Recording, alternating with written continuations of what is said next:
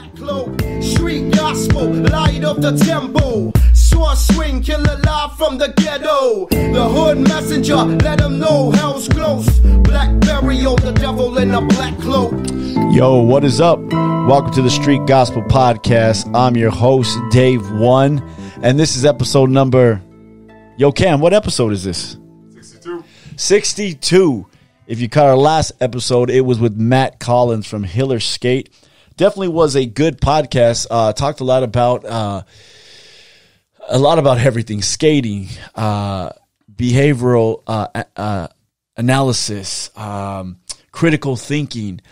He has a son that's special needs, and how to deal with that, and the blessing that brings, and how people think that it's a bad thing, but it ends up being a really good thing. And it was definitely a good one. If you haven't watched it, if you haven't checked it out, be sure to check it out. Next on the agenda, we have merch. If you want to purchase a shirt, go to www.saviorbrand.com and you can purchase a Street Gospel shirt. It'll definitely help support us, help us get a few things. This podcast doesn't run for free. It does take some money, so any help would be great. If you want to support us, you can support us at anchor.com. You can support us on YouTube. There's a thanks button. You just hit that button, click it, and you can support us one-time shot. Or if you want to be a monthly sponsor, that's always good too. At the bottom, there's a link. Check it out. You can support us. But today we have a special guest, man, and I'm happy he's here today. It's kind of funny because I kind of like put a gun to his head and made him come, but it was really good. So I gotta play a little music. This guy right here, oh, he's already coughing. He's already coughing in the intro. I'm getting worried. This guy right here is a brother in the Lord. He's a father. He's a husband. He's a millwright. I mean, that's crazy. He's an old school head that liked to party back in the day, fight. I'm sure we'll get into that, a lot of that. He's a good, solid dude. On top of all that good stuff, he's my uncle. That's right. But it's kind of weird because we're pretty close in age, and we kind of grew up together. So I want to welcome to the Street Gospel Podcast my uncle, Uncle Louie Calvary. What's up, brother? Not much, Dave. Thanks for having me, man. So, finally got you here. It took a while. It took a few years, and I basically, for everybody out there, I've been bugging him to come into the show. I think you have a great story. I think there's a lot of people that identify with your story, and so what I did, we were at our cousin Champ. If you saw the Champ episode, we were at my cousin, your nephew, at his wedding, and basically I told Lou, hey man, in front of everybody at the table, I said, hey, Louie's going to be on the podcast. And everybody's like, yeah, that's going to be good. That's going to be good. He had no choice. It was over. Well, we were talking about that. A week before that. We shot it around and you put me on pause for a few days, right? And then I was super nervous. I was like, man. I think a lot of people come and they're they want to share their story. And it's important to share your story. I think there's not a lot of places for people to share their story, right? I mean, there's not like a storefront or anything like that says, hey, come over here and share your story. There's 10 people in here. I mean, we have a little bit of that at church where you get to share your testimony or share where you came from. But sure. I think overall there's not a lot of outlets. And now you have podcasts. Everybody has podcasts, and you can come in here and share your story. And I think that it's a good avenue to share your story. Yes, I agree. Right? I agree. I think, so where does your story start? I mean, you are my youngest uncle because we're only 3 years apart. Yeah. 4. No, 3.5, about 3.5, right? I'm not going to say my age. Yeah, I'm not going to tell them. But we're about 3.5 years apart. Mm-hmm. So we kind of grew up together. You were the youngest. You're the only one I could hang out with. That's what I'm saying. Family. So your other brothers were, I mean, either they were, Bobby's not that much older than both of us, but they started living a fast life. Yeah, they were already down the road. Yeah, they were already down there. I think there's like one picture, me, you, and Bobby, And then Bobby's just like, he's ready to break away from us, right? We were kids. We're a little slow. Yeah, which was good. Yeah. Do you, because, okay, so what do we have? We have my mom, Uncle Woody. Smiley. Smiley, Tidella, Rita, Chop, Bobby, you. Me. So, the youngest, So by the time they got to number 8, I would assume, there was, they didn't really care what you did or where you're at, right? Right, exactly. I was running free pretty much. I don't remember pretty much my brothers or as a kid going over homework with me as a kid. I don't remember going to Knott's Berry Farm or Disneyland. There's just none of that. Right. So, I was pretty much on my own. Not that they didn't care or anything, but you know what? We had so many in the family that one of them would have to care for me. Right. My mom was always working. She was a single mom, and she worked, and she had all my brothers, and we all the brothers except for Woody live in the house with my sisters, and it was crazy. It was crazy drama. Right. There was always, every day was a different day. As a kid growing up to see all that, I mean, it's nice to see all my brothers in their gear, all gangstered and creased down, and they were so smooth, man. I would look up to them, and I was just like, wow, look at my brothers. Look at look at my sisters, man. They look all their makeup's all done, their hair all, feathered back and everything. Because what a lot of people don't understand, like when you see old pictures of like these crazy cholas, right? Yeah. Like makeuped out, and then that was them. cholos that still iron their clothes and button up and tuck their shirt in, crease khakis, shiny shoes. Right. That was our family. That was Right. your brothers and sisters. That was my uncles and aunts, right? Right. So there was no story time at night. There was no tucking in. There was none of that. And if there was, it was probably all wrong and stuff, trying to tuck me in. All right, you're good, But it wasn't like that. It was. Did you realize that was kind of not the norm? I mean, was that normal to you? Not at all, because I had friends live down the street, and I would go to their house. They did the same thing. I had a white friend, and actually, they would be in this backyard, and his backyard was big, and we'd just play Army Men and play G.I. Joes, and all day and all night. Nobody would look for me. And I was like, well, that was a great day. And I would walk down the house around 9 o'clock at night and just go into the house. And nobody knew. Nobody knew. It's crazy, man. That's wild, man. I mean, and parents weren't going, hey, it's time for dinner. Yeah. Nobody's calling you in. Yeah. So, Grandpa Albert, your dad, he eccentric. Pretty much. Different. Right? Tough. I remember growing up, and I remember one time you came to the house, and we would be boxing with the neighbors, and I was tripping out because Grandpa Albert, you and Grandpa Albert started boxing, and it's getting a little out of hand. You were probably only 14 or maybe younger than that, maybe 13. I don't remember that. You don't remember? That was on Bear Street. Okay, I remember the guy across the street from you used to always have a punching bag in the front. I forgot his name. Bernie, yeah. So Bernie would always have, I haven't heard from him in a minute, but Bernie would always have a bag set up, and Fonso and all those guys would make us fight. And then I remember you boxing, and you were a tough kid, which I liked because I wasn't that tough. And if I had a little problem, we were kind of close in age where it wasn't like I'm going to call my big uncle, you know what I mean? Or my older uncle, I should say. I'm going to go call my Uncle Louie, and then he'll come and maybe step in a little bit. And usually didn't have to fight for me, but it was just enough where I was like, okay. Yeah, that's my nephew. Don't mess with him. Yeah, that was more than enough, right? Then we Yeah. didn't have to call the older uncles because then it would have been a problem. I remember that time because it was clearly a lot of boxing going on. Yeah. And my dad wanted me to box, and he took me to that boxing place off of Florence. And what's his name? He used to box there. Oh, you mean Gage? On Gage. Azteca. Yeah, Azteca. He took me in there because he was showing me how to box, and I was excited. That's why we were boxing so much. And he took me in there. I met all the trainers, and they they literally told me that what I would have to do. I'm like, okay, cool, yeah. And my dad pointed out that guy, a man's nose, and it was just flat. Right. And they were talking about taking my bone out so I wouldn't break my nose so much. And that was between them. And I was like, I heard them. I was like, oh, heck no. I'm not taking that out. Well, it wasn't for me. It was for the sport.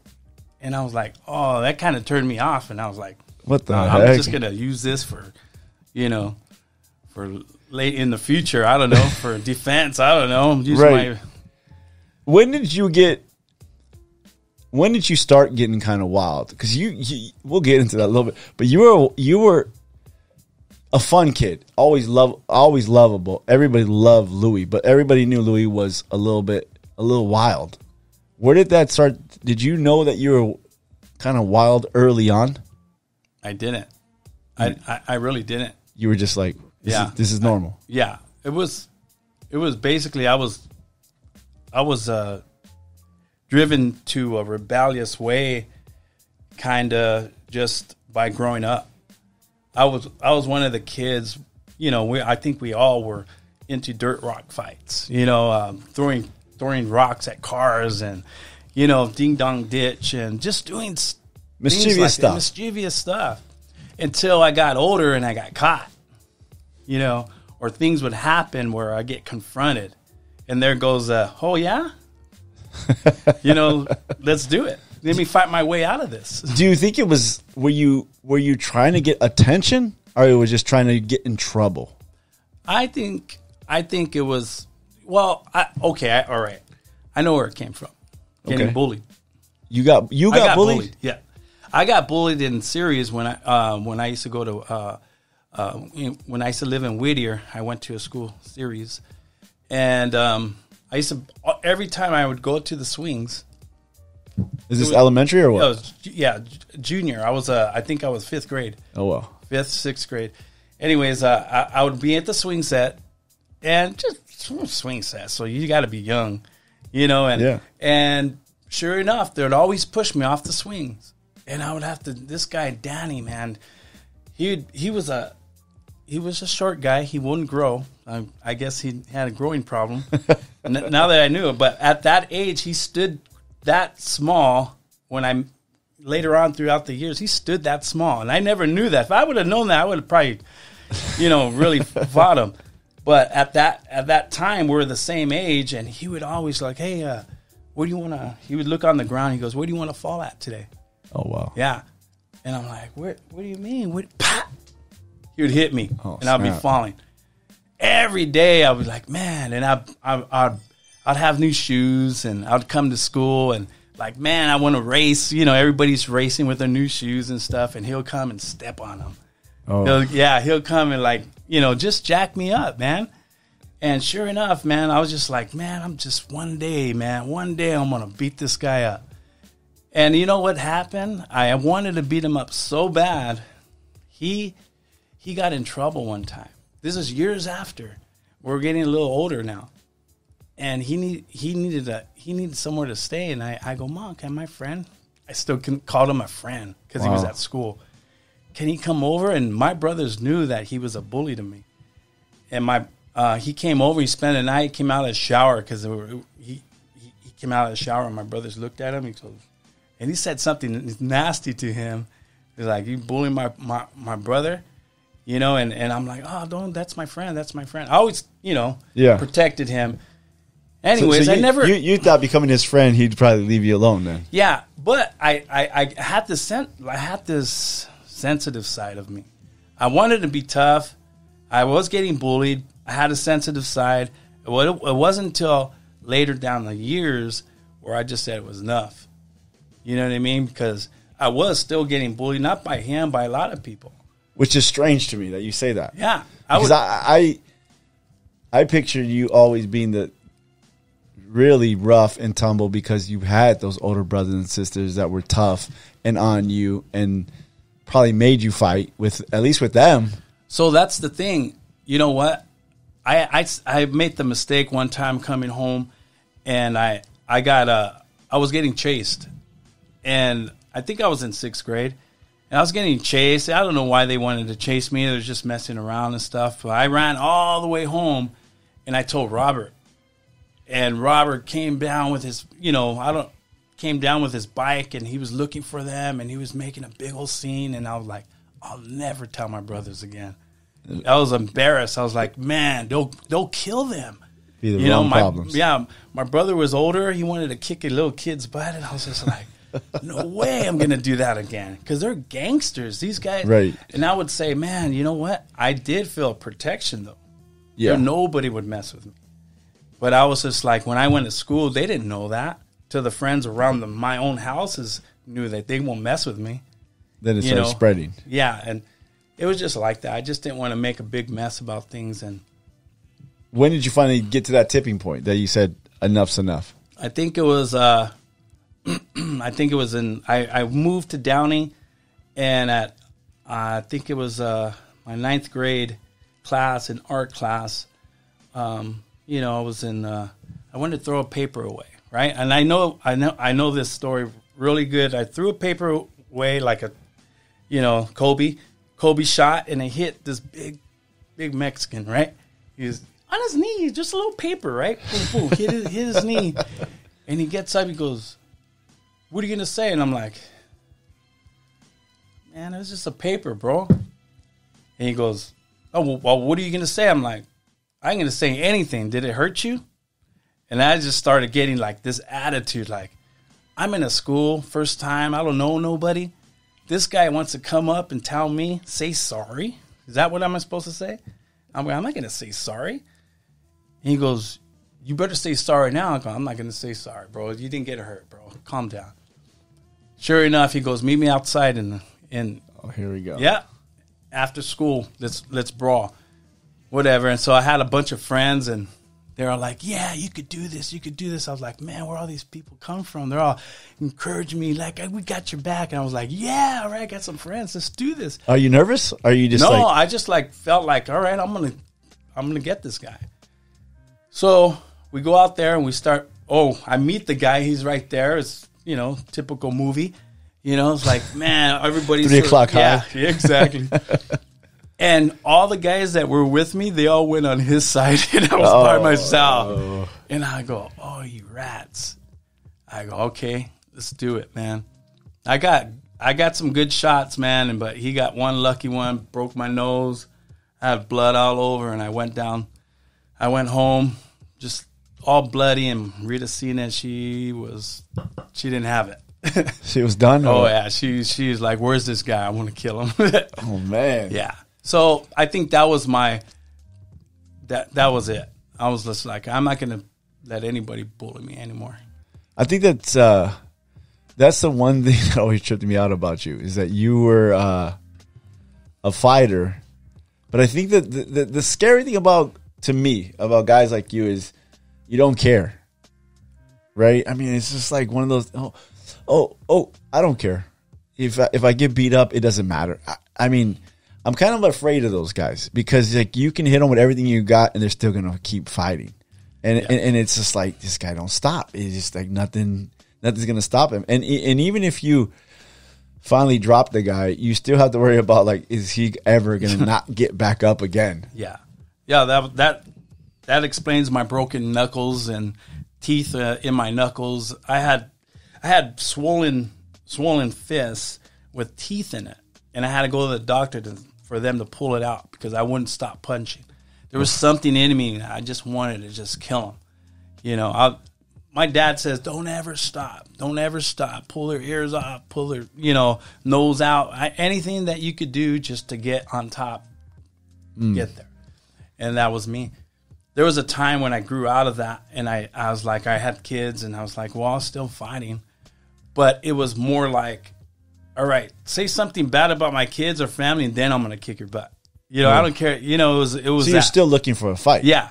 You better say something. I was trying to egg them on. Say something about my family. Here, come on. I wouldn't just go out there. I was getting a little wiser, but I wasn't. Where do you think the rage came from? Just the people I hung out with, started to hang out with. They were like, there was a lot of me's. There was a lot of me going. I was familiar with friends that were in trouble just like me, had the same problems just like me. Families, broken families, just things that are going on. I like to connect with them, and we'd have a good time. And there would always be down. Once I had another friend that was down to fight, and we could go anywhere. Nothing would happen because we had each other's back. And then when you get another friend that did the same thing, now you got an army. And now you're egging each other on. Yeah, we just like, I got this. We got this corner. You got that corner covered. We're good, man. Let's have a good time. Like, oh, Eddie's going to the club. Cool, man. That's a big dog. We got it. We got that now. See, and you were the era you came up in is I remember you were always a wild kid. You were a break dancer. Like we were in these eras of 70s, 80s of all the break dancing and things like that, music, and then 90s kind of come, and you're getting into like party crew, like partying / fighting. Not really a gang, but kind of like a crew that fights, right? And that was kind of that era, right? Right. So what happened, and when I started getting older, I said, man, I started to see not that they didn't have girlfriends, my brothers and stuff, but I seen the style, the gangster style, the violence, and the shootings, and it just didn't turn me on, man. I was just like, man, I don't want to be like that. Because it was bad. It was bad. Like Uncle Smiley getting stabbed in the chest with a crowbar. Right. Is insane. Right. And everybody having a party at our house, just a regular party, then drive-bys, shooting up my house, and people all on the ground getting shot.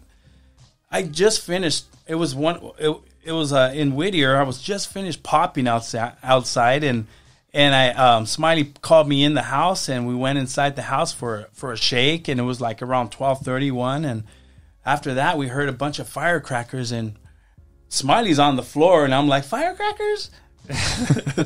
Smiley's on the floor. Get down, boy. And all these people started coming in, and I mean, just days like that, just said I wasn't having that, man. So I wanted to be different. I wanted to grow my hair long.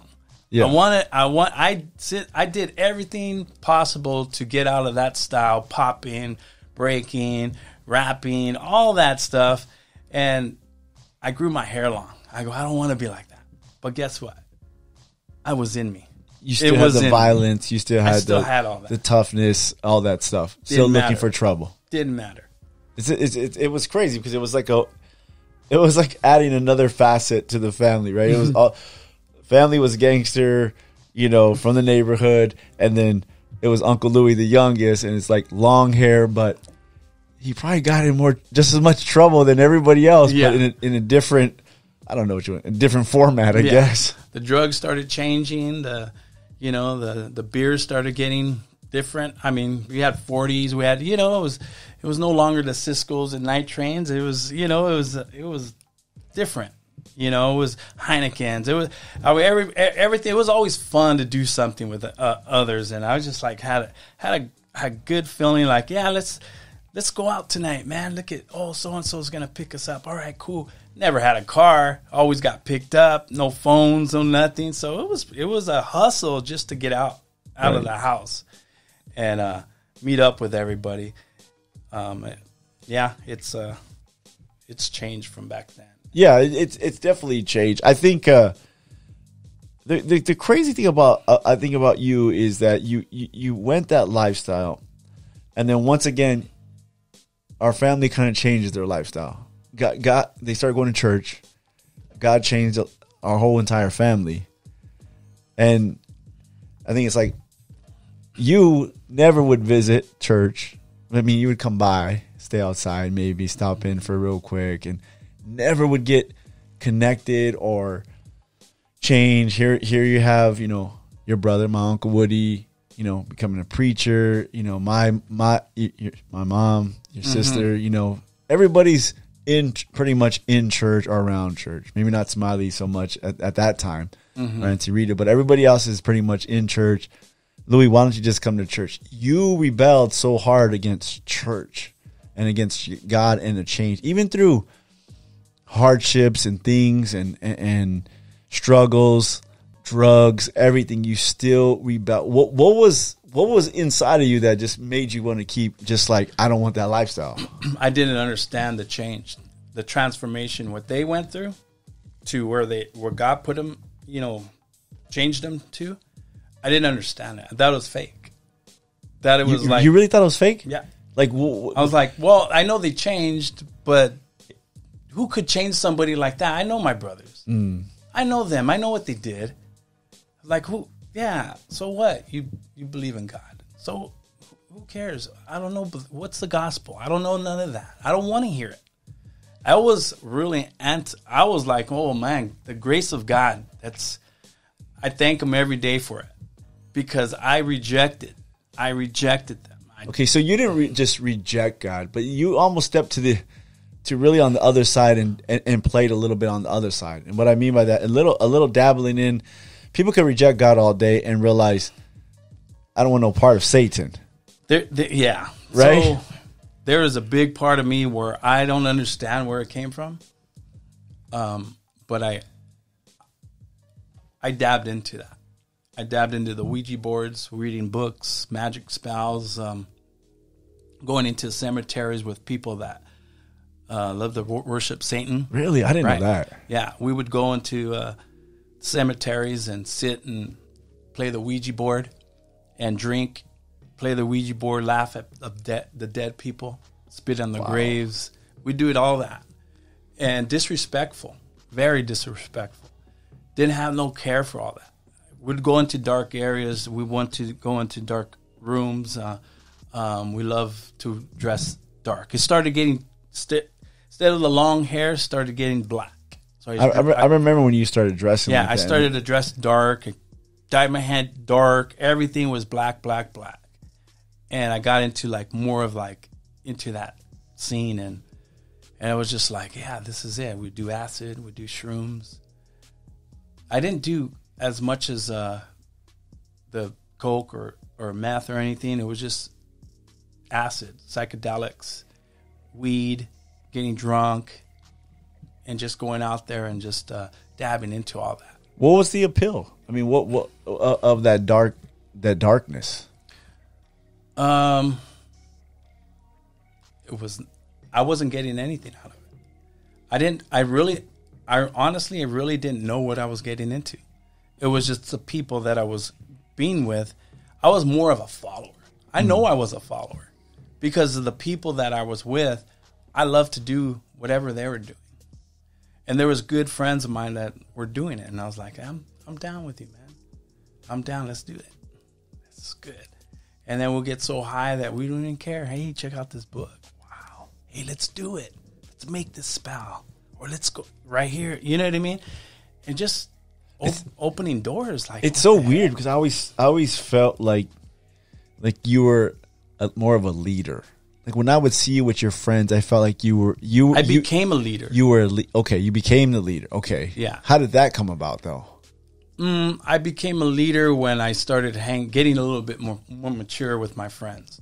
Started to have more mature conversations and talking about like, okay, we're having better friends that actually had better hobbies or had a life. You know what I mean? Not saying that I love all my friends and we grew up but I had some. But you're just mature and you grew out of some things. Getting more mature and people would correct me, and I was just like, okay, so I would take that and I was like, I would give it to somebody else. Hey, we shouldn't be doing this. What's wrong?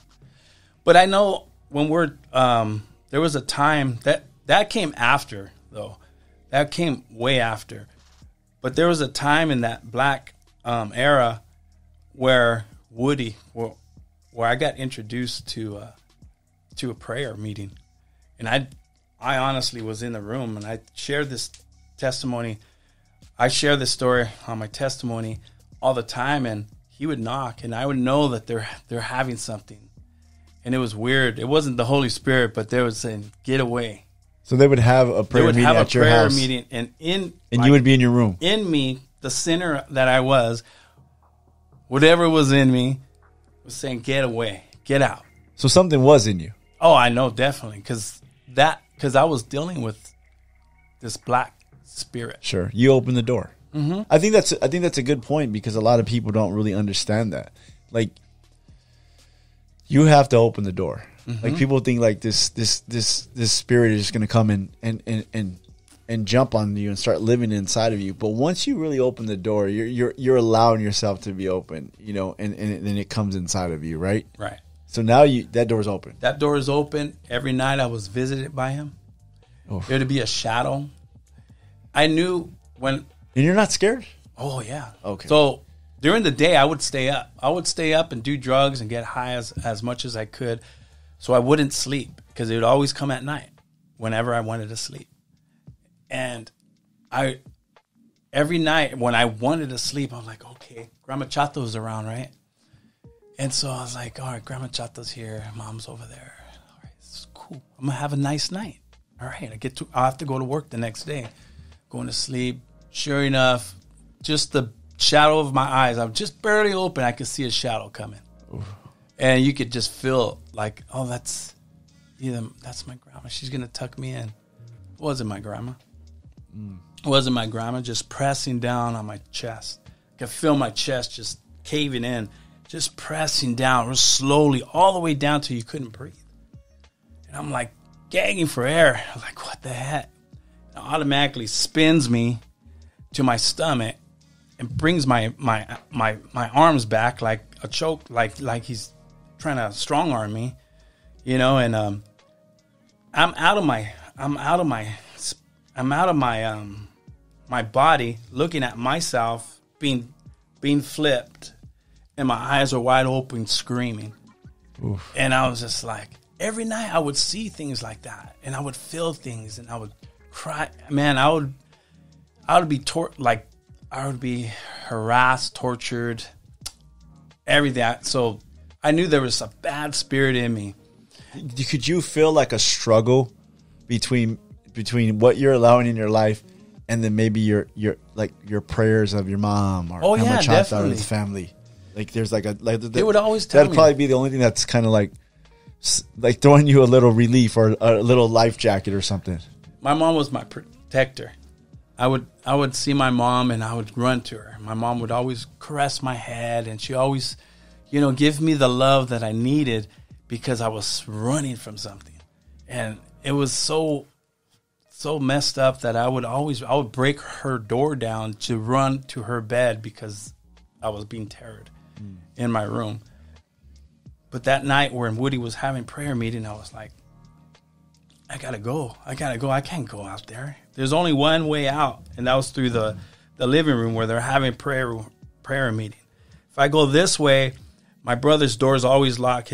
You have to go through his room to go outside. And the next exit was my window, and I was trying to get out. I was like making a mess out of it, and Woody knocks on the door. He goes, "Hey, Lou." I was like, oh, man. I was like, yeah, I was already ready, man. I got to go, man. My friends are going to be out there. I got to go. And so he's knocking. "Hey, Lou, come out." I go out there. He goes, "Hey, man, how you doing? Good to see you."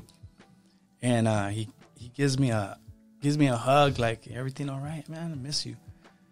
And I'm like, "No, what are you talking about? No, I'm a mess, dude." And I started breaking.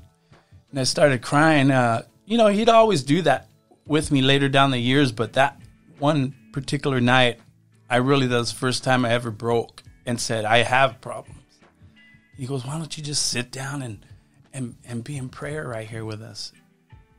And I did. I sat down and I listened to the prayers, and I was anxious to have it finished, and there was a hot seat where people would go, but they asked me because they knew I was going to leave. So they asked me if I had anything that I wanted to share, that I wanted prayer for. And I did. And I shared that demonic spirit that was on me. I believe that I got saved right there, because I never had that spirit come back on me again. Wow. And I don't know what actually happened through that prayer, but I did confess that wasn't, and I needed help. I don't know where to go. And I believe You know, it was a long time ago, so I don't remember. But I believe I accepted the Lord. I accepted God. I needed help. I needed, you know, his strength. I needed, you know, a savior. But I just didn't know how to go about it. And good enough, Woody was there to pray for me. But from that point on, I never had that spirit. But I ended up still doing my thing. But I never had that spirit anymore. Did you know that there was some power in that? Now that opened my eyes in the prayer. Like this is not fake. Like that was different. This is real. This is a little bit different. Yeah, that was different. It was something for me to start questioning. And there was a time where my brothers would stop me from going out, and they told me, because I was being reckless. I didn't care if I died. I didn't care if, you know. I remember you crash in the car, right? Yeah, several times. You know, I was laughing. You know, it was. Did you not joke. care about your life? I didn't care. Why? I have no clue. I just I didn't have kids. Kids. Yeah, I didn't have kids. And you know what the crazy thing, Lou, is about this is I always there was two Lou's.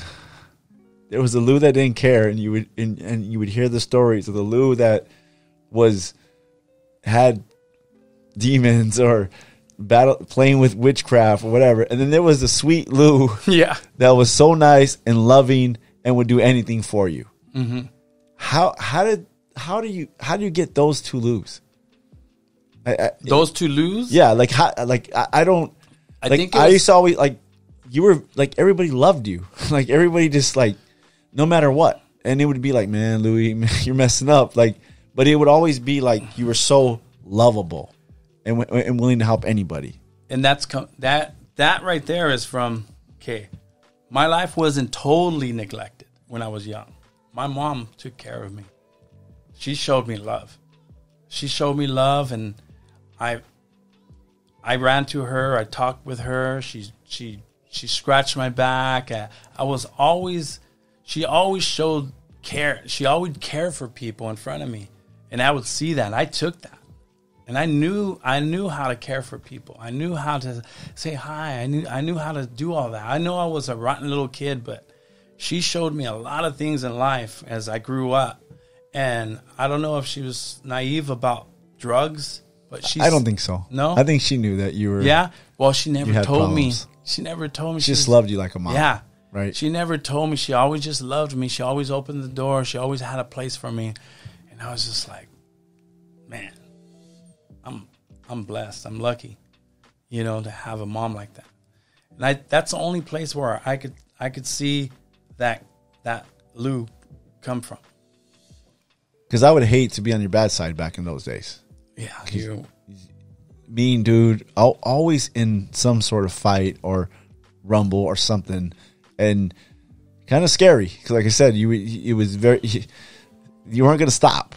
No. So it was whatever demon was inside you fighting for you or whatever it may be. But you had two things, and it was always. If I'm surprised you don't have a devil and angel tattoo on you, because it was always two things always talking in your ear. But I think that your Grandma Lydia and the power of prayer of a family, saying, hey, we're praying for you. I used to always tease you that I was praying for you for literally 30 years. We're in church, right? Almost. And, right. And I'm praying for you. And you did that at our church too. Yeah. I'm saved, bro. Don't have to pray for me no more.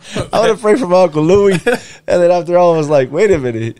He's changed now. I don't have to pray for him no more. But it became like a habit for so long. I don't ever remember praying for somebody that long where you're just praying for them. But I think you were always torn in that battle of even not surrendering. But some people come to the Lord instantly, right? Mm-hmm.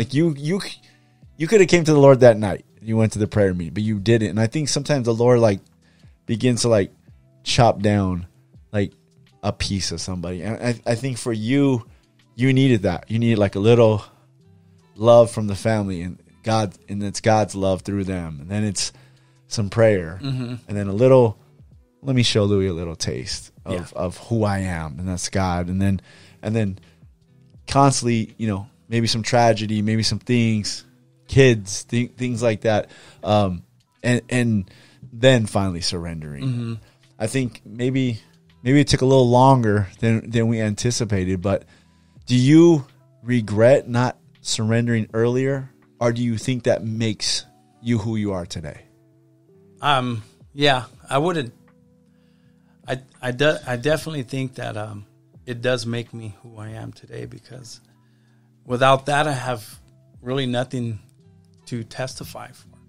That God's power, supernatural power, is able to change a person, that how I grew up and who I was, to change me who I am now. I'm not perfect, but man, I'm always striving to be. And even if I mess up, you know, I understand that there's a good God that forgives me. And then I'm ready to go again the next day to do a little better. Not for works, but because I need it. I need to change my attitude. I need to change, you know, I need to bring the fruit. I want to be fruitful. You know, that's just the person in me now, because I know who I was before. And when I feel that person coming out, and there's times where that person just tries to rise up again, I hate it, because it's disgusting. I could lose it like that with this attitude. And I feel like I'm completely delivered, because that portion of me, the old me, it was severe.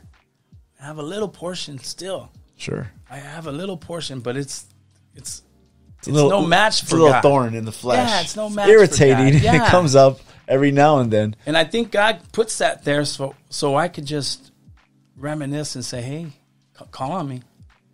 I'll keep you up. I'll hold you. I'll help you. You know, I'll direct your path. You know, I'll be your words. You know, because there's things that I want to say to people. There's things, you know, and coming from now, we're talking now. Do you trip out now that your life has changed, and maybe at work or in the streets, and you're Mr. Nice Guy now, Christian, but somebody might, you know, get under your skin a little bit, and you're just like, boy, you don't know where I came from.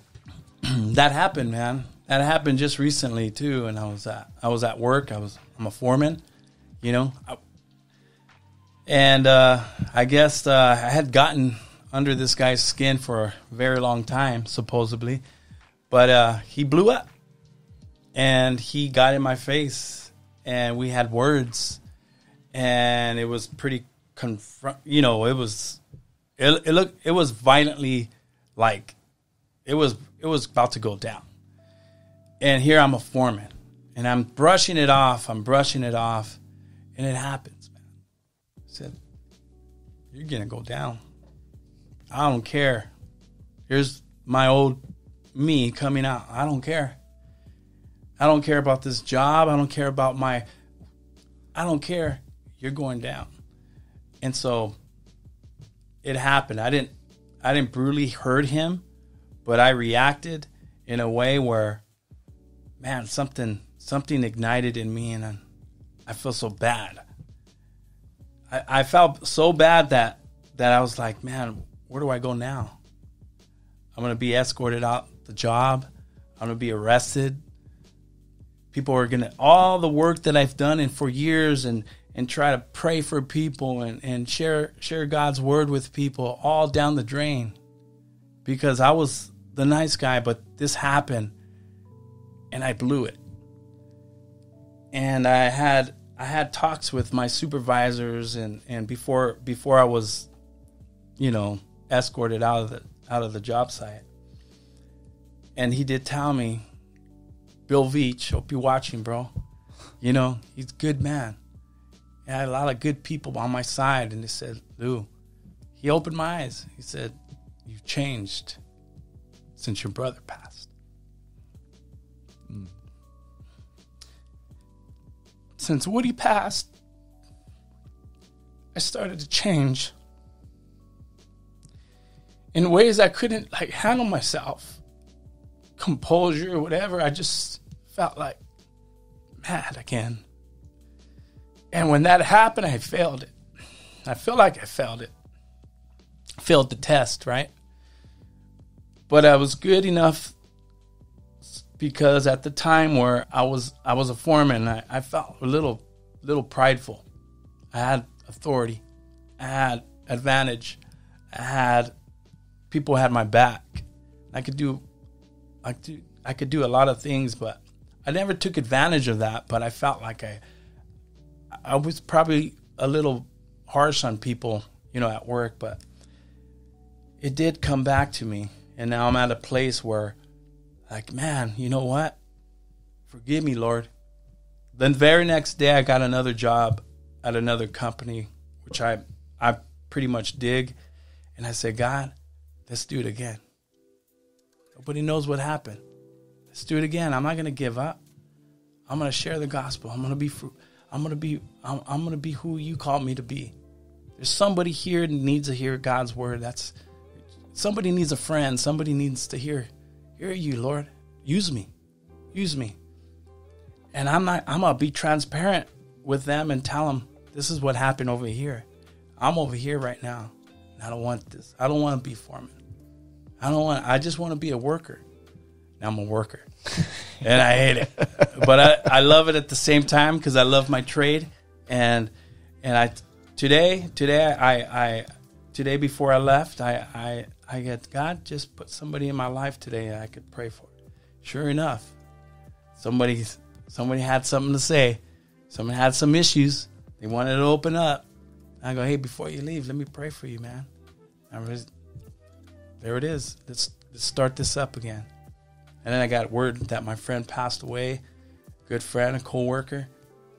He's a good friend. So I already said to one of my friends that I work with, I go, look, man, he's a Christian too. And I go, man, Sam, I go, we can't miss these opportunities, man. These opportunities are right here in our hands. We're here majority of the time before our family. We're here more time than our family, man. And we always miss this opportunity to share God's love. I go, let's go after them, And sure, we're hurt because I go, I'm not gonna let Aaron leave like that. Aaron's opened my eyes, like, hey, man, right. Look at my buddy that I worked with. He's dead. He's gone. We did talk with him, but it wasn't like, man, if I would have known, I would have said more. But I'm like, man, this is it. I can't do this. It's an eye-opener right here. I'm going to go out of my way. No, that's not right, bro. Oh, no, God could change that, man. Back to that. That's so awesome. I like your transparency because I think there is parts of us that are vulnerable at times. You can be, prayed up. You can be all in church and trying to do good. And there's just, we're still sometimes humans and we make mistakes and we blow it, right? There's times when I beat myself up, I like you said, you blow it at work. You say, man, I shouldn't have did that. I shouldn't have said that. That was wrong. I blew it. And a lot of people just go, forget it. I can't run this race. This race is too hard. I just want to be a regular guy. I don't want to tell anybody that I'm a believer. I don't want to tell anybody their life could be different. Because I messed up. And I think, the enemy uses that. He uses that to his advantage, condemnation, right? I can bring all this condemnation on Lou now because he kicked this dude's butt. He got fired from his job, and he says he's a Christian. Boom. Word's going to travel through the industry. They're going to know wherever he goes. It's a small network of millwrights, right. And they're going to find out one way or another what he did. But I like the attitude of, I messed up. I repented. I'm sorry, God. Hey, man, let's start over. And to get back on, because there is people out there that are dealing with stuff. And at least we have a God that says, hey, I forgive you. Hey, keep going. And there's people out there that don't have no hope, don't have anything to really lean on or get anything from, no hope. It's just day to day. Right. But to be able to say, hey, I changed and I'm not gonna live in that, you know, and it doesn't make us perfect. Right. You know, we try, you know, we do our best, but Right. sometimes people push our buttons. Right. Especially in construction, right? Construction it's brutal, man. It's rough, man. In construction, it's very rough. And, you know, in construction too over here. Right. Okay, so dudes, you know, like to push your buttons or want to kind of punk you and think, you know, like, oh, you know. You're the nice guy, huh? You're the nice guy. You know, oh, you're supposed to be a Christian. Da, Right. da, da. And then, you know, I got jokes. So you can imagine me at work. Yeah. So it's just like sometimes I got to like, they start bagging and it might get out of hand and I start coming back with some jokes. And Yeah. then I get out of hand. You know, then it gets bad. You know what I mean? I'm like, what am I doing, man? Sometimes I gotta suck it up and not say anything back and just take the high road because I gotta be a better example out here. But it is true. We're men. We're around a bunch of guys that are just, you know, rough and tumble, and they'll say whatever they want to say. That's right. And sometimes you gotta be careful. But on the other hand, like you said, there are guys there that are going through a lot, and because they're in that environment of construction and manly men, they think like it's very hard for them to let anything out. They can't let it out at home because they're breadwinners. They're supposed to be tough. They put a front up big time. Right. And then at work, they got to put this front up. Yeah, we're going to get this done. We're going to build this, and it's just, but inside, they're sometimes you'll find the smallest men inside. Right. Yeah, it's every day. I always tell the Lord, everywhere I go, man, use me. Right. Because use me. There's got to be somebody here. There's got to be somebody here. Just give me time. I don't want to miss this opportunity anymore.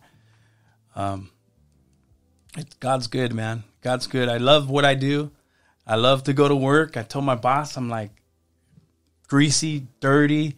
He comes around the corner. He's like, "You good?" I'm like, "Man, I love this. I love to work. Forgot how I worked. It's been so long. I'm not that foreman like, hey, I want you to do this. I'm going to do that. But I was always in prints and I was always doing layout. I was always with that. That's work, but nothing like grease and dirt and getting under there. And that's what I do now. So I'm coming home filthy. And I was just like, Lou, didn't you have a good foreman job? It's all good, man. I love what I do, man. You mentioned Uncle Woody. How did you come to Christ? Was it through him? Is that how you came? So Des knows the story, so I'm not going to get in trouble. Okay. My ex wanted to go to church, in 2010, and she wanted to go to church, and I'm like, yeah, you know what? All I know is Praise Chapel, Pentecostal. So I was like, okay, sure. You know what's going to take, right? And I'm like, geez, we have to do a lot of things. We got to change a lot. She's like, but I used to sing in the choir, blah, blah, blah. I'm like, oh, wow. Okay. Well, let's go to church. So we checked out a couple churches, and I was like, nope. I was like, all right, we got to go to, I text Woody. He says, hey, I'm preaching in East LA on Whittier Boulevard. Come by. And I told her, I go, hey, let's go see my brother preach. It's going to be good. Sure enough, we go over there. She's at the altar at the end.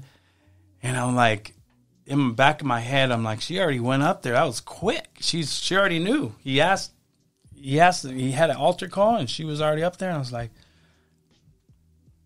kind of the same story where Woody says, like, he didn't want to go, but he ended up following. Right. I ended up following her, and I was just like, oh, my gosh. What did I just do? What am I doing? And I go, you know what? But then again, this is what I needed. I needed somebody because like I said, I was probably a follower all this time. At this point, where's your life? Oh, we've already stopped doing meth. Start doing drugs. Oh, so you're in meth. We're not messing around. We kind of went sober, and that was just on our own. So now I had a clear mind. Do you have a few kids already? Oh, I had all my kids. All your kids, okay. Mm-hmm. 4. All 4. Yeah, so my kids were in my life, but this time I just said, you know what, let's do it. So we ended up going to Frank Salcido's church. And he has a very small church. So his discipleship was one-on-one. He didn't have many people. It was just like this. I didn't know that. Yeah. I still see Frank. Do you? Yeah. Oh, yeah. He's a safety guy. Construction. Oh, is he? So we run into each other all the time. Oh, he's not working at Toyota no more. No. Okay. His son. Wow. His son's still there. Oh, okay. Josh. All right. But yeah, Frank. I run into Frank all the time, man. Man, that boy discipled me Really? like, to the T. I never do that. Yeah, one-on-one. Yeah, one-on-one. And he told me, he goes, you're living with your girlfriend. You have to break that. And sure enough, I was just like, I know I do. You knew the right way. I knew the right way. And I knew I was living in sin. And so when I would go back and to the house, we'd always fight. She was bipolar. So I never knew when I was going to get kicked out or not. You know, I always get kicked out. And I'll be going down the bus station, going back to, because we lived in Northridge. I'd be going back home and she'll pick me up, bring me back. I'm like, oh, she must have took her medication or something. I'm coming back. Anyway, so I told her, I was like, I got a great idea. Inside, I was just like, I know the Holy Spirit was working. He's like, you have to leave. So I said, we're having a big old argument. So I go, if you kick me out, I'm not coming back. And I had a lot of stuff that I invested in the little house. And I go, now I'm leaving everything. I'm just taking my car and my clothes. And so she actually thought about it. And I remember we're just sitting, waiting. I was waiting for the answer. She's like, get out of here. I'm like, thank God, just kick me out. Released. I got all my stuff together, threw it in the car. I didn't care what I left. And I drove to Auntie Rita's house. And I'm like, hey, how you doing? And I lived with her all the time. She always knew. And it wasn't always good. It wasn't always good. This time she kind of she was sobered up with the drugs. Still drank, but she sobered up. And I was on the couch, and it was like time to leave. And I'm like, oh, yeah. So let me tell you the story. So I told her what happened. She's like, let me guess, you have nowhere to go. And I go, I don't. So I stood there for a while. Wow. And she's like, if you mess up, I go, look, I just want to go to church. That's it. I want to go to church. I really wanted to go to church. I said, you know what, God? I actually felt like the Holy Spirit was directing me to a good place. And I'm like, I'm listening. I want to do this. So what do I do next? How old are you at this time? Oh, I'm 30, probably 37, 38. And you were running hard. Oh, for years. For years. Over 20 years. Oh, yeah. Forever. Hardcore. Mm-hmm. Kids. Mm-hmm. One thing I didn't do in front of my kids is drugs or do anything. I didn't have them over. It was always the weekend I didn't have them, I would party. When I did have them, that was it. Yeah. It was me and the kids. And you got 3 baby mamas? 3 baby mamas. Right. And you experienced some loss, right? Yeah. With one of their with your youngest. Michelle. Yeah. That was tough for your kids, for their family and everything. So right. at that time when she passed, I was sober, but I didn't have a place to stay. So they came to me and said, Lou, if you have a place to stay, the kids could come to you. But if you're not, be honest and tell us that you can't take care of them. We'll take care of them. The Nina was saying. And I was like, of course, I could try this. Like in my head, I was like, I could do this. I'll get this. And then I was like, no, I can't. It's too much. I don't want to put them to that mess. So I did talk to the Nina. I said, they're going to be in a good home. And they have been. And they have been. Yeah. They have been. She took great care of them and raised them. And I had great visitations, I could go anytime. It wasn't like, oh, you didn't call, you shouldn't, they were family to me. Right. So with with that happening with Michelle, it turned out to be good, and so. I say that because it seemed like a lot of loss, Uncle Smiley passed, got murdered, Uncle Woody, Grandma, it's been a lot. I say more for you because those are your brothers. That's your mom. your kid's mother. And how do you take all that in and keep going? I wanted to let you know that this podcast is brought to you by Elevate Ministries. Elevate Ministries is an authentic, passionate, and innovative church in the heart of Orange County, California. They strive to make their services welcoming and encouraging by intentionally engaging you in all senses to stimulate a spiritual hunger.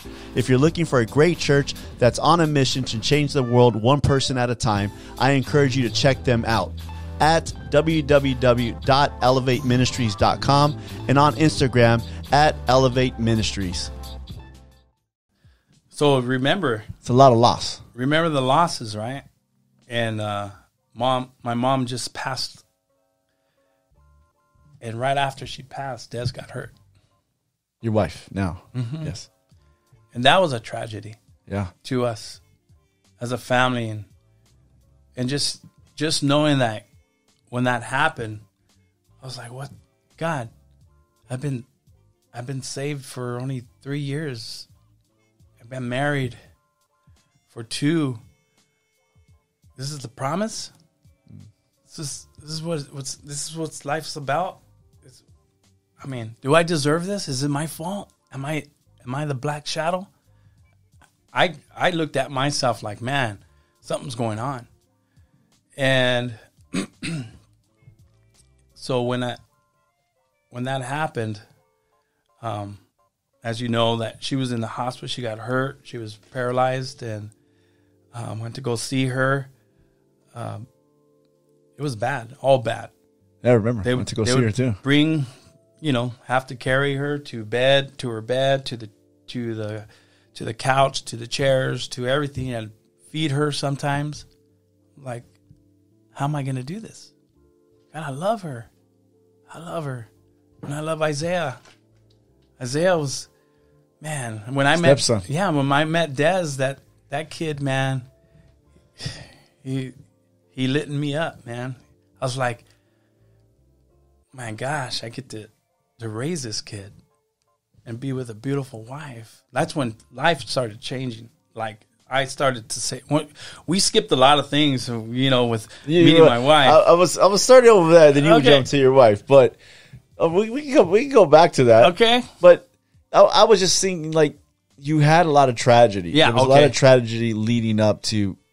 Was it leading up to a total surrender to a life change, or was it just because I bring that up because I think, like, a lot of people have tragedy, and you easily could have taken the tragedies and just went back. Just really went south. And not that you were all in, but just really said, okay, just forget this. Well, so when I got saved, Woody was my disciple.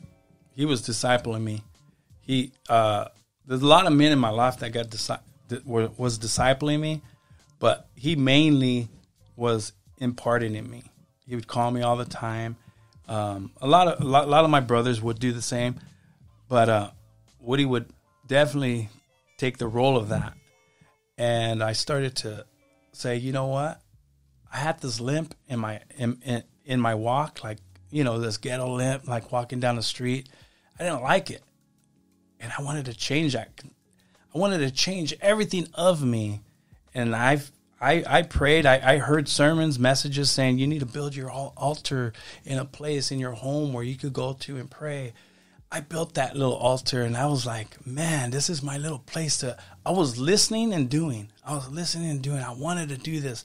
I would walk down the street, and I'd go, I need to change my walk, because I was like limping, like, oh, crazy like that. And I would like literally put my hands in my pocket because I didn't want to swing my arms. And I would train myself to walk right because I just didn't want that little limp anymore. It's crazy that it was something that small. It had a lot of alone time. But it meant like that transformation of just a walk. It was. Right? It bothered me. Yeah. I mean, that's crazy that you actually focused on, I want to change everything. I want to change everything. Let's work on this walk. Mm-hmm. And I literally did that. I went and prayed all the time. I read my Bible. I got in. Somebody told me, or Carlos told me, he goes, hey, you want to learn how to pray? I'm like, sure. I didn't know how to pray. And he said, go to a prayer meeting. Go to intercessory prayer, man. I'm like, how do we pray? I thought we were going to go pray. He's like, nah, you go pray somewhere else. I'll tell you where to go. Yeah, I'll tell you where to go. Don't go to me, man. Nah. But I went to intercessory prayer, and I was hearing how they prayed. It was good. Some cried, some shouted, some kneeled, some, What was your appeal? To which one? The crying. The crying. Yeah. Crying out to God. The crying out to God. Yeah. I pray like my dad. Yeah. Because when I started junior high, they were a little bit worried about me. So my dad would say, I'm taking you to school every day. But every day before school, we're going to go to prayer. And you're going to pray with me. He'd pray for like 45 minutes, 30 minutes, right? I'm over there praying for like 4 minutes. And just holding on. Come on, hurry up, Dad. Let's go. But I listen to him all the time. Mm-hmm. That's the way I pray. Yeah. It's just, yeah. So that's my style. He would pray thanking God. He would pray some worship. He would pray for a lot. I mean, he would pray for a lot of things. I think as a kid, I really realized like my dad he would pray for the country, and I would always pray for the country. Right? Yeah. He would just, God, just touch this country, Lord. Pray for revival, and I would be like, pray for our leaders in this country. The president. And I would be like, is he praying for this stuff? Like, but I realized as I got older, he would pray for everything. Like he would pray family, salvation. Good. The country, the church, work, and I was like, okay, so that's kind of like how I pray. I pray for like a lot of things, right? And I realized that list of things is kind of because the way he prayed, right? It's a trip. That's crazy how that is dropped in us to hear those things. It's just the way they pray. It's not like a posture that we got to do. It's just what comes out of our hearts. What are we going to pray for? Right. Who touched us? Who, so the surrendering part, that's where I started to. So I'd report to Woody and tell him, look, this is what I did. And of course, I don't know the word, the works, like you ain't going to heaven because all what you did. And so you're doing I did this and this and this. No, yeah. And I was like, I'm so happy, and he's like, he never, you should. It's not about what you did and blah, blah, blah. He was just happy for me that I was changed. And I was happy that I was changed. And I started to understand, the word. And I totally wanted to be sold out. I heard that word sold out. I want to be sold out for the Lord. That's what I want to do. Because I got a piece of the old school. And you were sold out to that. I was. Right? Everything you did, 1,000%. 1,000%. When I want to serve, you're going to serve. You're going to serve right. You're going to serve with all your heart. You go extra mile. You're going to get all the chairs. You're going to, be an usher. You're going to do this. I remember the first time when I was called to be an usher. I told him, I can't be an usher. I go, why, man? You got a good personality and people like you. I'm like, that's cool. I got nothing to wear, man. This is before Des. I got nothing to wear. Like, you guys get all dressed up. I got nothing. I go, come to my car and open the trunk, and all my clothes were all folded and different. My shoes and all my, I was living with Rita. I slept on the floor for a long time. I was poor. I didn't have anything. I'm like, man, this is how I get ready. I have to get my clothes out. I borrow the restroom, and I'm out of the door. I sleep on the floor. He goes, you can still do it. I was like, I'll think about it. And I thought about it. It took me a couple weeks, and I started ushering, and that's what changed me. And I started saying, man, you know what? I like this. I want to serve in the church, in my church. I want to serve with all my heart. So the leadership skills from the streets starts coming into your new life a little bit, right. And just you were kind of used to it. You were kind of used to leading a little bit and being able to help and direct. Mm-hmm. I think it always comes. I think the Lord uses kind of our past. Maybe we came from something, and He says, "Okay, I'm going to take those skills, and I'm going to use them over here." Yeah. So you meet Des. So I don't know this story. How did you meet Des? Because she's younger. I'm not going to say how much younger. She's attractive. She had a few things going on for her. How does she end up with the rebel here? And how do you guys fall in love? So she I guess we went to the same church, and she knew me from church. She's a social media freak, so she's always on social media. I barely even knew how to get a Facebook and stuff. So I think Facebook was the only thing going on. Anyways, she messaged me, and I was like, "Oh, she's," because I posted something at work and saying, "Man, look at how high I am," like I was like, "Look at where I'm at," blah blah blah, and then she had said something like, "Oh, if I go up there and I fall, would you catch me?" Oh, so she made the first move. She made the first move. Oh, so she's going to say that's not true. So the truth came out here. She's going to say that's not true, but that's what I remember. Yeah, you should have screenshotted that. Yes, right. I don't think they had that. Yeah, you probably had a flip phone. Yeah. Oh man, yeah. So that's when I said, "Oh, this girl." What? I didn't message her back until later, and I seen her that I started like, "Who is this girl?" And then she wanted to follow me, and so we're instant message. We're messaging each other on Facebook, and then she says, "Hey, I'm just giving me your number." And I was like, "My number?" In back of my head, I'm like, "This could be all wrong." I know Lou. This is a trick. This is the devil, right? Devil. He wants to take me down, and he knows exactly. Here comes a black cloud again. Not that bad. It was it was just I knew myself, okay, and that's what happens with women in my life. Yeah, yeah. You always had girlfriends. Yeah, you have a few baby mamas. Yeah.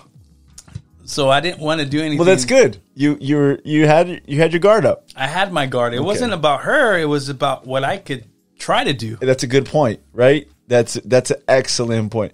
It's not always about. She might have great intentions, but my old self, not good. Yeah, I would slip up somewhere probably, and I didn't want to do that. I'm like, man, I'm a new Christian. I told my brothers, like, hey, you know this girl? I go, who do you think about her? It's like, I never seen her, never met her, blah blah blah. I was like, man. Well, Woody's probably worried. Like, oh no, let me follow up. Let me make a few phone calls. Yeah. I think the only person, Robert was the only one that knew a little bit about her, but not much. So, anyways, we started to talk, and she gave me an ultimatum because we're kind of like, we went out one date, and we went to the movies. And I'm like, man, I was in my back of my head. I'm like, God, please, just don't make me mess up. I don't want to mess up. I don't want to do anything stupid. And it was good. Did you like her right away? I totally had feelings for her. Yeah, definitely. Okay. Definitely totally had feelings for her.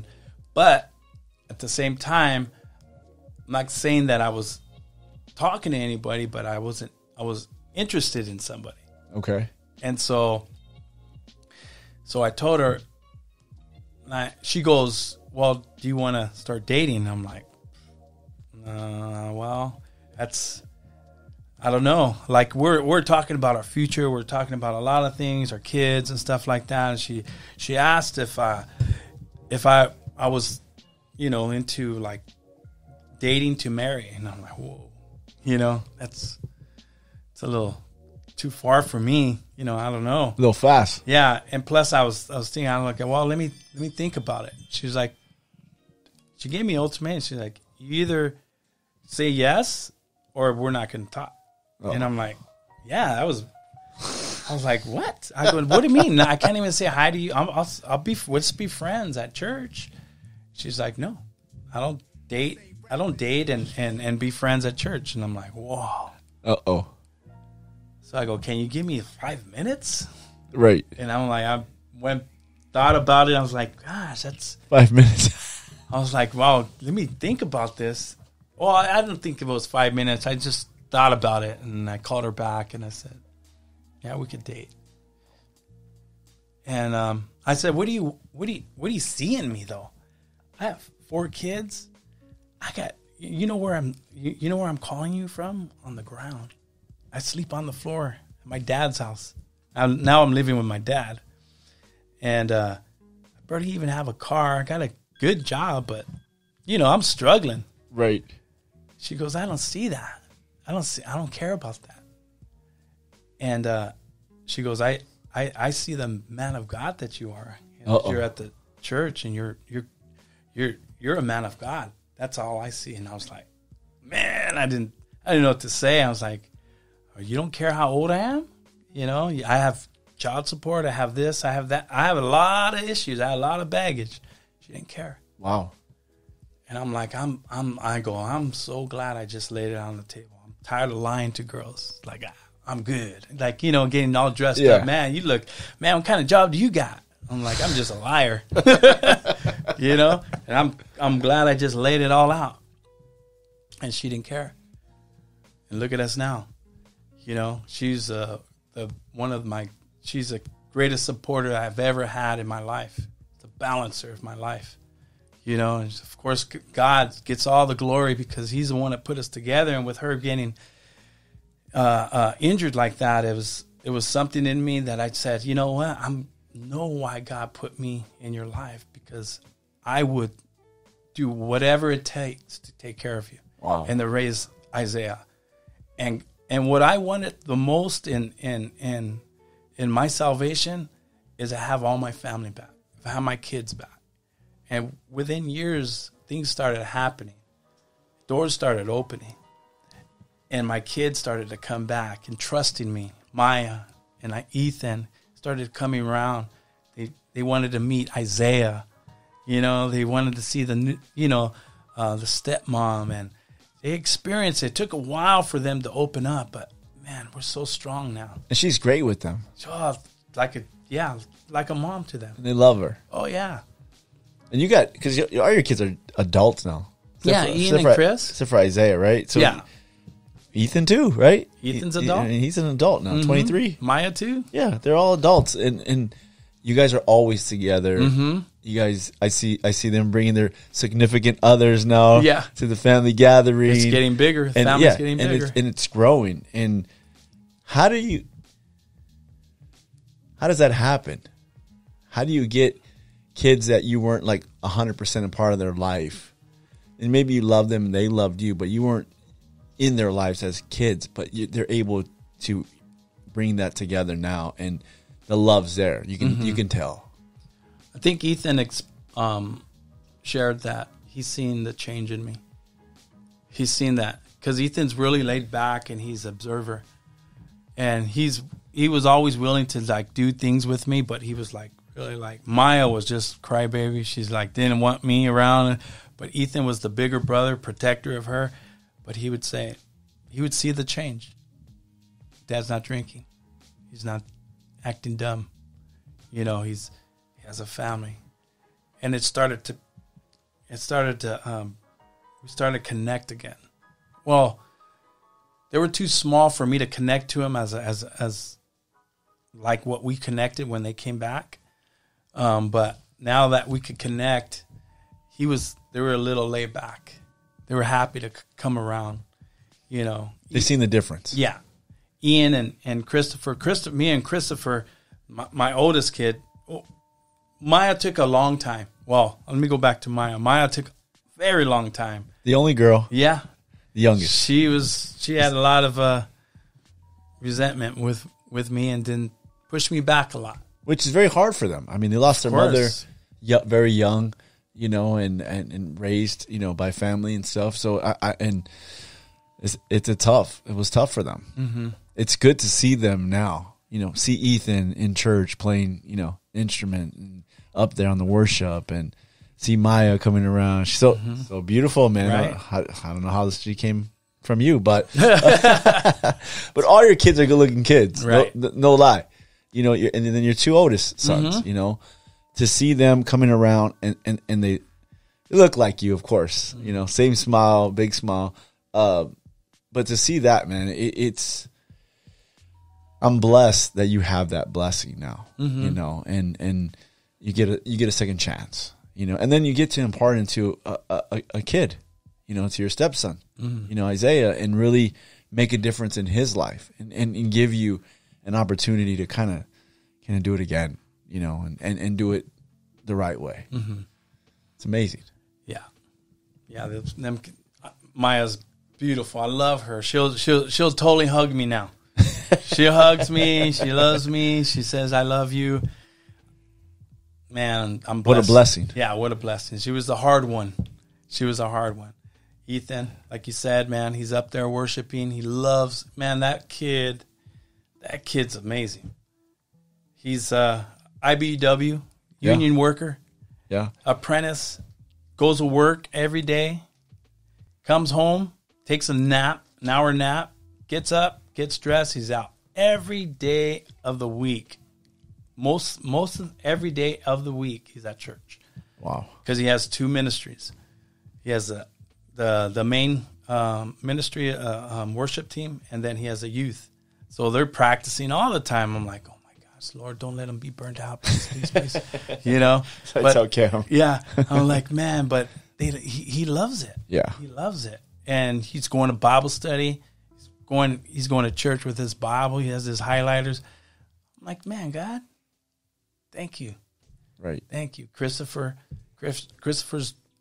you going to Grace Community, John MacArthur's church, man. We always chop it up. We have good conversations.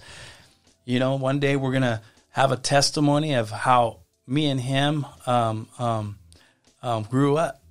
You know, I didn't introduce Ian or Christopher until they were like, I think 16. Wow. Because they're close in age, right? Right. Now they're best friends. They're best friends. They're best brothers. They do a lot. Now, I don't know. It's a little different. They got girlfriends now. But before, man, they made music. They rapped. They did everything together. And it took them that long just like to get to know each other. And now they could come over. They always come to my house by pairs. Yeah. Yeah. None of them, one doesn't come alone. They come together. Yeah. What a great transformation, man. What a great transformation. How do you keep going? What drives you now more than ever? So examining my heart. So what I do is I make sure that I'm doing my job.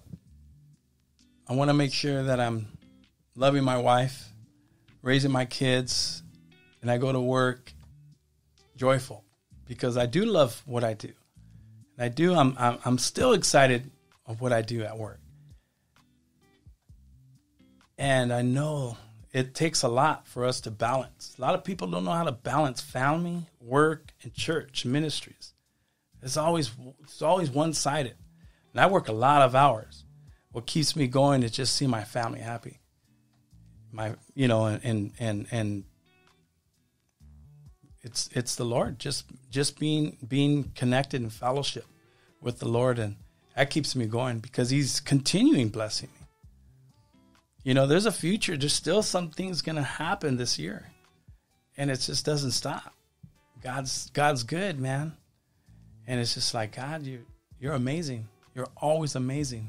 He's always on time. Not on my time, but I wish it was. Yeah, we all do. But he just seeing my family happy keeps me going. I'm so proud of you, man. Very proud of you. See all that God has done in your life, man, and the change and the true heart that you have.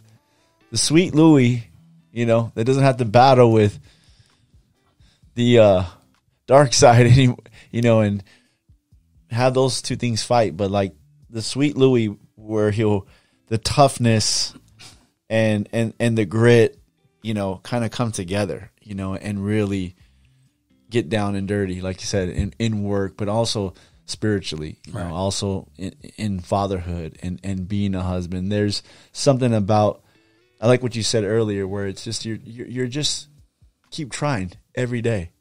You know, a lot of men sit back.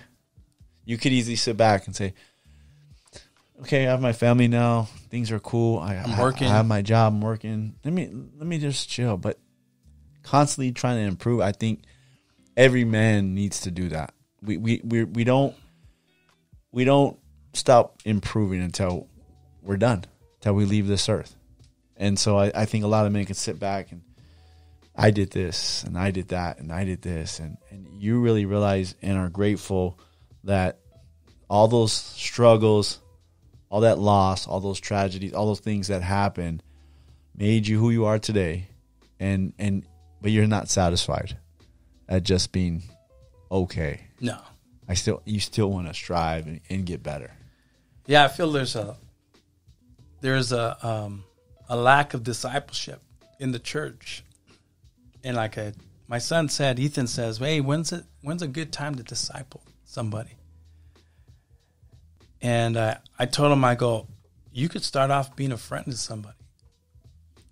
And once you learn the wisdom and direction and obedience, you could be a disciple to anybody. You could teach somebody. Right. You could care for somebody. You could go out of your way to pick them up and just connect to that. You don't have to tell them, hey, I want to disciple you. You just pinpoint them and say, I'm going to work with that guy. I'm going to make that guy happy. Because that's what I do. I have men in my life where I say, you know what? I want you to know that I'm going to care for them. I'm going to take you out. I love discipleship where you get to know that person. Right. We could go through the books and I'm going to show you how to study. But I want to connect with you. I want to know exactly what you're battling. And I want to know how I could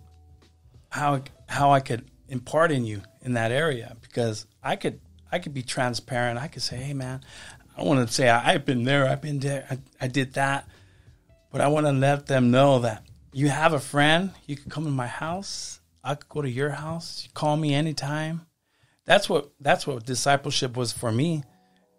At the 2:00 in the morning, and you've heard stories about men coming knocking at their doors when they didn't have cell phones or nothing.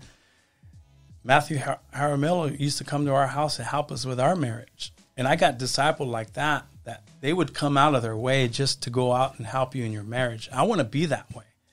And I'm telling you, there's not one friend in me that's in church that I don't care for. I love to be around people, man. I love people. I'm not shy to hang out. I'm not shy to say, hey, man, you know what? I don't have time. Yeah, I do. So somebody had time for you. Somebody had time for me. Right. I want to make that time. I got time for you, man. Let's go out. Hey, I'm going to meet up with you.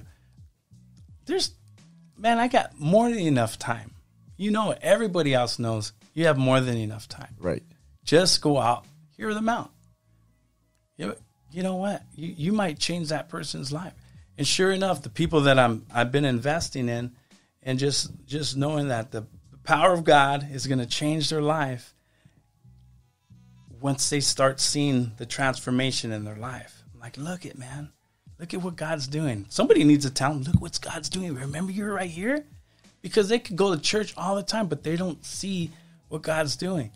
I want to encourage them. Look where you're at right here. You're working nights. You were at a dead end job, and then you took a step of faith and said, you know what? I want to go day shift on a job doing something I don't like, but it's going to get me closer to God because I'm in days. Right. You lost a little bit of money, but it's going to be worth it. I guarantee you. Get out of nights. It's dead.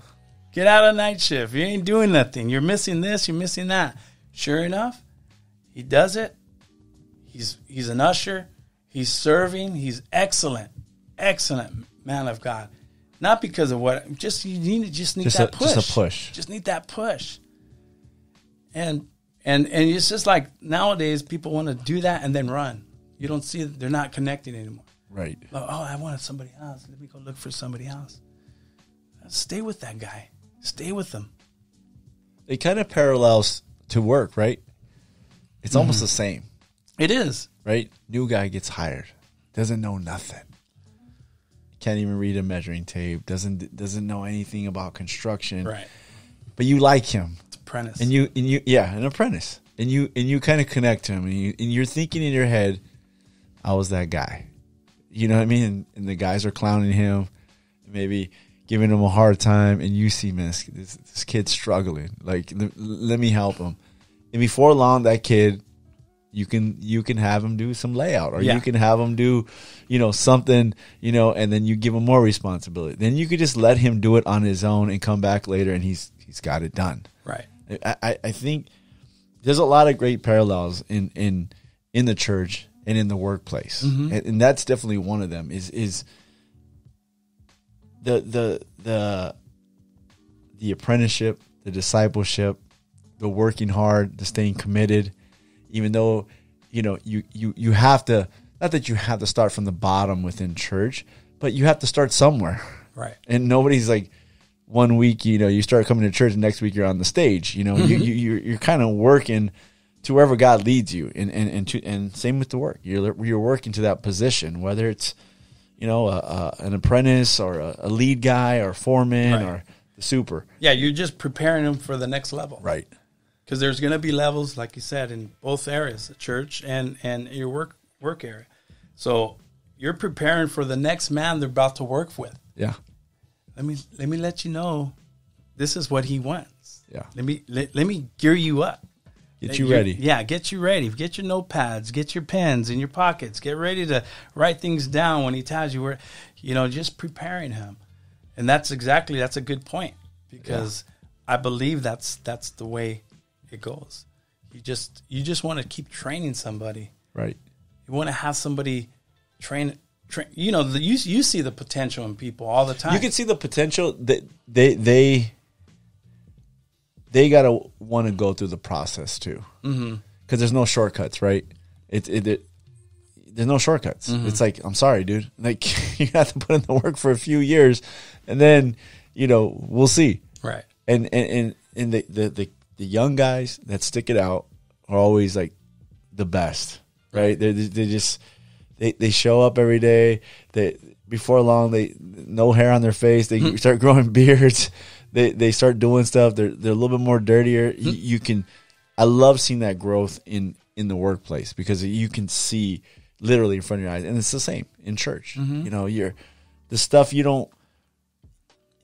used to struggle with, you're not struggling with that stuff no more. Right. You've kind of grown out of that, and there's always another challenge, right? There's always a bigger project or a bigger job, and you're like, oh my God, I don't know if I can do this. Right. And then you accomplish that, and you're like, no big deal. We did that over here. Right. Bigger job.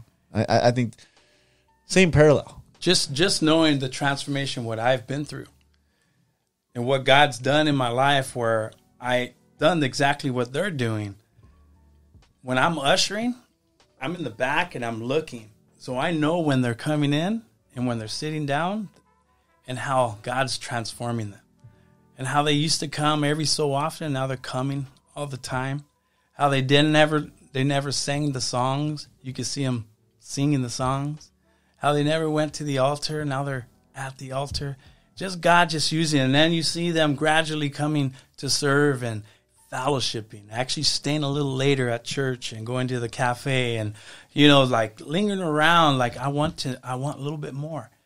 And just that little piece just is just seeing them grow is like, man, I love it. So I'm not the only one. And you were that guy. I was that guy. Right? We all were that guy at one time. Yeah, I love it. And because we could be the worker. Yeah, we have a different life. We're going to go to work. I'm going to put a hard hat on. I'm going to look all tough, and we're going to go work. But little do they know, man, I can't wait to get off of work. I'm going to go to church. Yeah. I love it. I love it. And so good, I man. hope I never stop going to the altar and phone's ringing. I hope I never change. I don't want to. I'm a little up there in age. I want to be you're getting up there. Man. Yeah, I want to be old, really old, and just still praising the Lord. I never want to stop that. It's good. If I ever sit back and just say, hey, church was good. Yeah, that's not for me, man. Do you think that you're so grateful of wherever you come from? That's what kind of fuels where you're going? Yeah. Yeah. I'm blessed. I got a second chance at work. But before when I met Des, I just got my second chance, reinstated myself into the union again after messing up so much. I went and I said, you know what, Lord?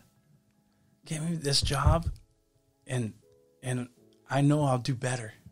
You know, I was that work guy, you know, that guy that does works for the Lord. Yeah. I was like, get me that job and I'll serve you for the rest of my life. And I'm like, oh, I got this job. It's so great. And now I met Des. Just things started happening and I'll just do more and more and more because I was so grateful. I was so great. I'm like a kid. I teach the children's ministry in my church, and I'm like a kid. Like, I know exactly what you want to hear, and I could tell you because I'm pretty expression. I could. I was that kid. This. Yeah. So it's fun to do things in ministry at church, man. Proud of you, man. Proud of you. We do one more thing here. Street Gospel Podcast. It's the Furious 5, man. Ooh. We ask you 5 furious questions. Thanks for coming out, man. Yeah. I love your story. Thank you. Question number 1. If there was one fight you could have back that just bugs you, man, which fight would it be? 8th grade. 8th grade. Yeah. Oh, it was really bugging you. Remember all the way back to 8th grade. 8th grade. I know he actually was my friend after that. One of my good friends. Really? It's so weird. Everybody that I fought at school, they end up being friends with. Can't beat them, join them? Yeah. Why do you want that fight back? I don't know. I never got beat down. He beat you down? He beat me down. Oof. I got jumped, but I was on one-on-one beat down. You think you can take him now? Yeah, he's old. You're old too. Yeah, I know, but I still got it. I like what you told me the other day. I'm all beat up, man. Yeah. I don't know if it's the drugs or the fighting. And I was like, it's probably both. Yeah, both. Yeah, exactly. Question number 2. You're a big music guy. I always would go to shows, concerts, different stuff.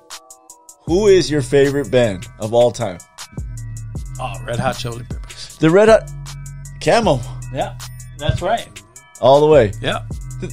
They have to be up there. Gosh. They're one of the best, right? Yes. Oh, just so many songs, so many good They're memories. great on stage, live, everything. Yeah. Yep. Good stuff, man. Mm-hmm. Number 3. Anthony Kiedis. You used to have your hair kind of, long. Try to get that Anthony Kiedis look, a little bit.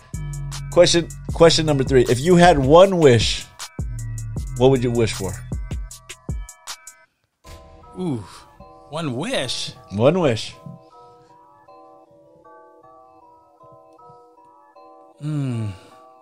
Just be in a home.